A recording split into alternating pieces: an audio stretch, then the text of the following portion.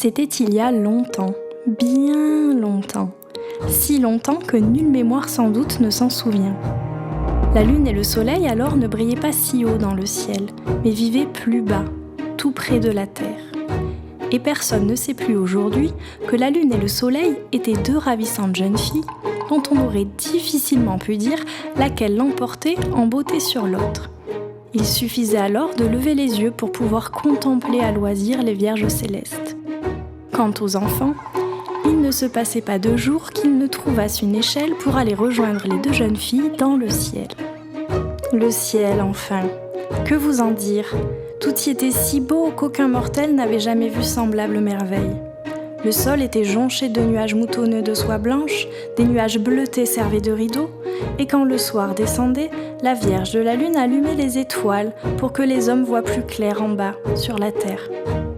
Lorsque parfois le soleil et la lune descendaient sur la terre, la reine des fleurs elle-même, la belle pivoine, refermait ses fleurs, honteuse qu'elle était devant la splendeur des vierges célestes. Comment s'en étonner ? La lune et le soleil ne portaient-ils pas habits tissés de nuages blancs, diadèmes d'aurore et foulards d'arc-en-ciel scintillants ? Cependant, ni l'une ni l'autre n'en tiraient vanité, au contraire. Elles étaient charmantes et serviables. Elle soulevait de temps en temps les rideaux bleus du ciel pour jeter un coup d'œil au dehors et bavarder un peu avec les humains. Mais c'était les enfants qu'elle préférait. D'ailleurs, tout ce petit beau monde ne les laissait guère en paix. Dès qu'ils le pouvaient, les enfants grimpaient se balancer dans les airs sur quelques nuages duveteux. Et la lune leur cueillait souvent des bouquets d'étoiles pour les éclairer sur le chemin du retour. Mais rien n'est éternel en ce monde. Un jour parut sur la terre un homme méchant, à l'âme plus noire que la nuit la plus noire. Et voilà que cet homme se hissa un beau matin dans le ciel. Il déchira les tentures, piétina les tapis blancs. Savez-vous même ce qu'il osa faire encore, cet effronté ? Il vola à la lune son plus beau foulard d'arc-en-ciel. La colère des 2 jeunes filles fut terrible.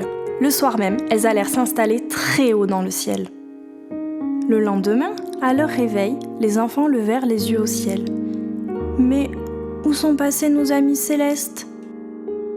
Alors ils se mirent à crier très fort, pleurant et appelant sans relâche. La lune eut pitié de ses enfants chéris, et elle descendit pour jouer avec eux. Mais soudain, le méchant homme surgit et attrapa la lune. Et rien à faire pour la lâcher, c'était le comble de l'audace. Dès que le soleil aperçut la scène, il sortit ses aiguilles de sa tête et commença à piquer et à transpercer les yeux du misérable, qui lâcha enfin prise. Mais jamais plus depuis ce jour, la Vierge du Soleil ne rentra ses aiguilles.